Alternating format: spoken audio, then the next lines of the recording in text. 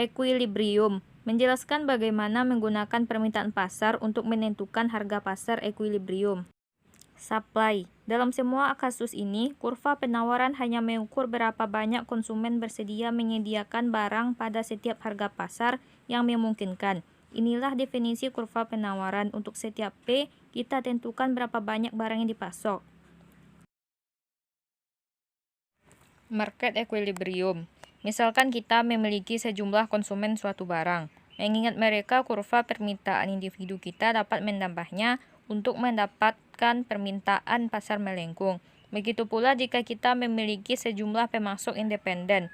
Kita bisa menambahkan kurva penawaran masing-masing untuk mendapatkan kurva pasar penawaran. Permintaan individu dan pemasok diasumsikan mengambil harga sebagai diberikan di luar kendali mereka, dan dengan mudah menentukan respon terbaik mereka mengingat harga pasar tersebut. Pasar tempat setiap agen ekonomi mengambil harga pasar di luar kendalinya disebut kompetitif pasar. Pembenaran yang biasa untuk asumsi pasar kompetitif adalah setiap konsumen atau produsen adalah sebagian kecil dari pasar secara keseluruhan, dan sehingga memiliki efek yang dapat diabaikan pada harga pasar. Misalnya masing-masing pemasok gandum membuat harga pasar menjadi lebih atau kurang independen dari tindakannya ketika dia menentukan berapa banyak gandum yang ingin diproduksi dan disuplai pasar.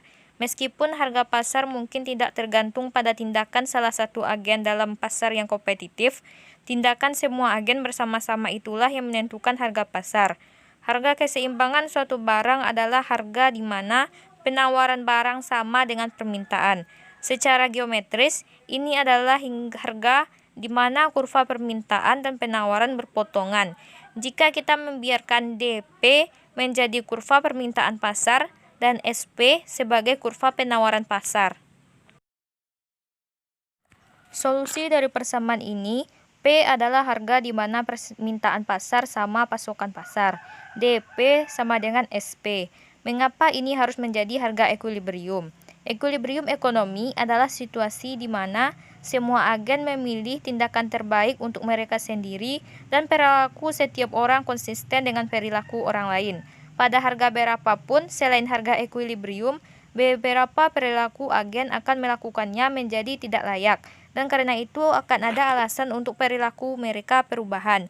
Dengan demikian, harga yang bukan harga equilibrium tidak dapat diharapkan bertahan, karena setidaknya beberapa agen akan memilih insentif untuk mengubah mereka. Kurva permintaan dan penawaran mewakili pilihan optimal dari agen yang terlibat, dan fakta bahwa mereka setara pada beberapa harga barang P menunjukkan bahwa perilaku mereka dan pemasok kompatibel pada harga berapapun selain harga mana permintaan sama dengan penawaran. Keduanya kondisi tidak akan terpenuhi. Sebagai contoh, anggap kita mempertimbangkan beberapa harga P kecil dari P bintang, di mana permintaan lebih besar dari persediaan. Kemudian beberapa pemasok akan menyadari bahwa mereka dapat menjual barang-barang mereka lebih dari harga yang berlaku bagi para peminat yang kecewa. Karena semakin banyak pemasok menyadari hal ini, harga pasar akan terdorong sampai ke titik di mana permintaan dan penawaran sama. Begitu pula jika P besar dari P bintang, sehingga permintaan lebih kecil dari penawaran, maka sebagai pemasok tidak akan bisa menjual jumlah yang mereka harapkan untuk dijual. Satu-satunya cara mereka dapat menjual lebih banyak output adalah dengan menawarkan dengan harga yang lebih rendah. Tetapi jika semua pemasok menjual barang yang sama, dan jika pemasok menawarkan untuk menjual harga dengan yang lebih rendah, pemasok lain harus cocok dengan harga itu. Jadi, kelebihan pasokan memberikan tekanan ke bawah di harga pasar. Hanya jika jumlah yang ingin dibeli orang dengan harga tertentu sama dengan jumlah yang orang ingin jual pada harga pasar dalam kesetimbangan.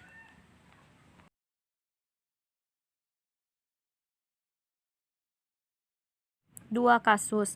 Ada dua kasus dari equilibrium pasar yang perlu disebutkan karena mereka cukup sering muncul. Yang pertama adalah kasus pasokan tetap.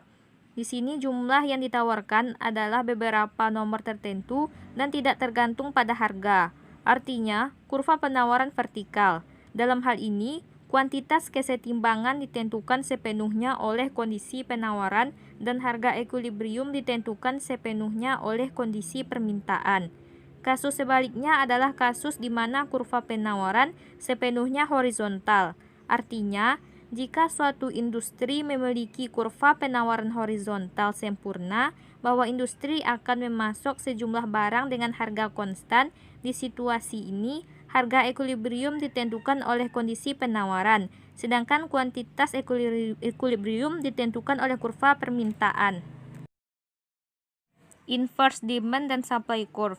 Kita dapat melihat ekuilibrium pasar dengan cara yang sedikit berbeda. Seperti yang ditunjukkan sebelumnya, kurva permintaan individu biasanya dipandang memberikan jumlah optimal yang diminta sebagai fungsi dari harga yang dikenakan, tapi juga bisa melihat sebagai fungsi permintaan terbalik yang mengukur harga yang bersedia dibayar seseorang untuk memperolehnya sejumlah barang tertentu. Hal yang sama berlaku untuk kurva penawaran.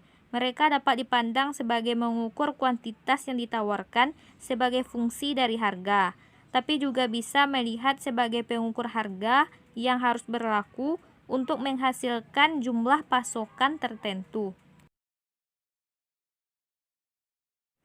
Komparatif statik. Setelah menemukan ekuilibrium dengan menggunakan permintaan sama dengan penawaran. Sebagai contoh, jika kurva permintaan bergeser ke kanan dalam cara paralel, beberapa jumlah tetap lebih banyak diminta pada setiap harga. Harga ekuilibrium dan kuantitas keduanya harus naik. Di sisi lain, jika kurva penawaran bergeser ke kanan, kuantitas ekuilibrium naik, tetapi harga ekuilibrium harus turun. Bagaimana jika kedua kurva bergeser ke kanan? Maka jumlahnya pasti akan meningkat, sementara perubahan harga tidak jelas. Bisa naik atau malah bisa turun. Pertanyaan: pertimbangkan pasar kompetitif untuk apartemen. Misalkan harga ekuilibrium di pasar tersebut adalah P dan kuantitas ekuilibrium menjadi Q. Misalkan seorang pengembang mengubah M dari apartemen menjadi kondominium yang dibeli oleh masyarakat yang ada saat ini tinggal di apartemen. Apa yang terjadi dengan harga ekuilibrium? Jawaban: kurva permintaan dan penawaran bergeser ke kiri dengan jumlah yang sama. Karena itulah harganya tidak berubah dan kuantitas yang terjual hanya turun M. Secara aljabar, harga ekuilibrium baru ditentukan oleh DP dikurang M dan SP dikurang M, yang jelas memiliki solusi yang sama dengan permintaan awal, sama dengan kondisi penawaran. Teks. Hal mendasar yang harus dipahami tentang pajak adalah ketika pajak saat ini di pasar. Ada dua harga yang menarik, harga peminat membayar dan harga yang dapat dimasok.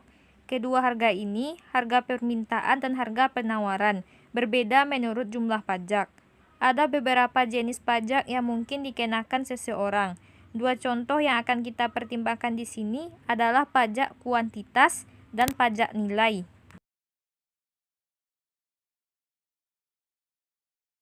Pajak kuantitas adalah pajak yang dikenakan per unit kuantitas yang dibeli atau dijual. Pajak gasolin adalah contoh yang bagus. Pajak bensin kira-kira 12 sen 1 galon. Jika pemohon membayar PD sama dengan $1,50 per galon bensin, maka pemasok mendapat PS $1,50 sampai $0,12 sama dengan $1,38 per galon.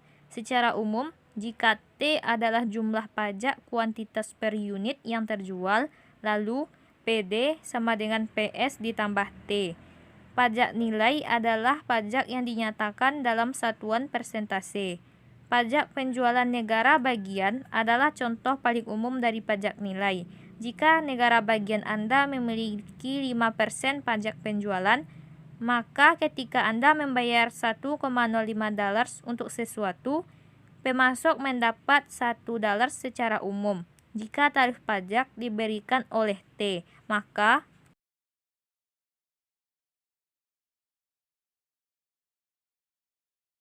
untuk kasus pertama, kami berasumsi bahwa pemasok diharuskan membayar pajak, seperti dalam kasus pajak bensin.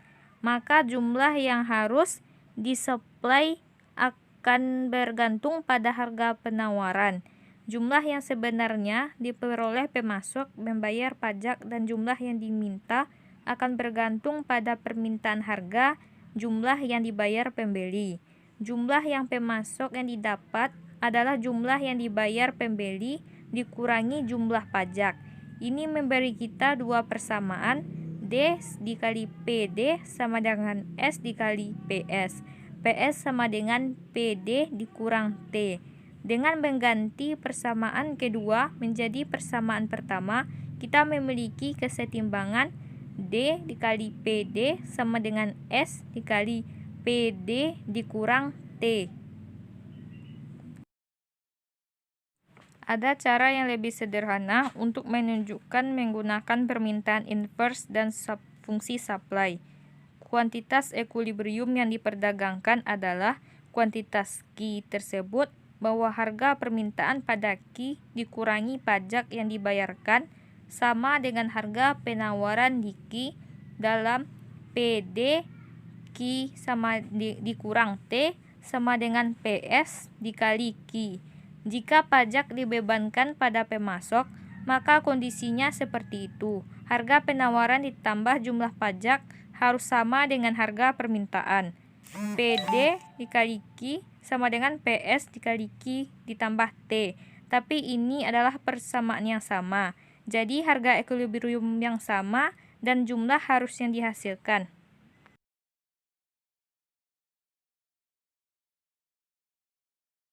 Pasar pinjaman.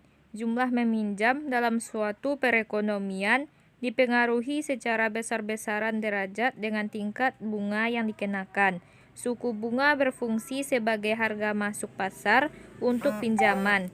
Kita dapat membiarkan DR menjadi permintaan pinjaman oleh peminjam dan SR menjadi penawaran pinjaman oleh pemberi pinjaman. Tingkat bunga ekuilibrium R adalah ditentukan oleh kondisi yang menuntut penawaran yang sama.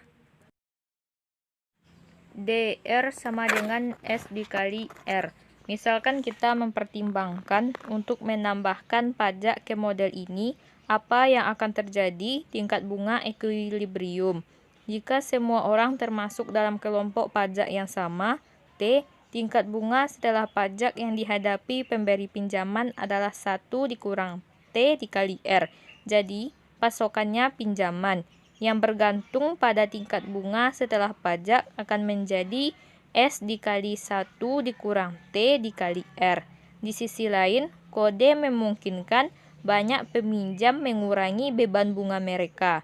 Jadi, jika peminjam berada dalam posisi yang sama, braket pajak sebagai pemberi pinjaman, tingkat bunga setelah pajak yang akan mereka bayarkan 1 dikurang T dikali R. Oleh karena itu, permintaan pinjaman akan menjadi D dikali 1 dikurang T dikali R. Persamaan ini untuk penentuan tingkat bunga dengan pajak sekarang. D dikali 1 dikurang T dikali R sama dengan S dikali 1 dikurang T kali R.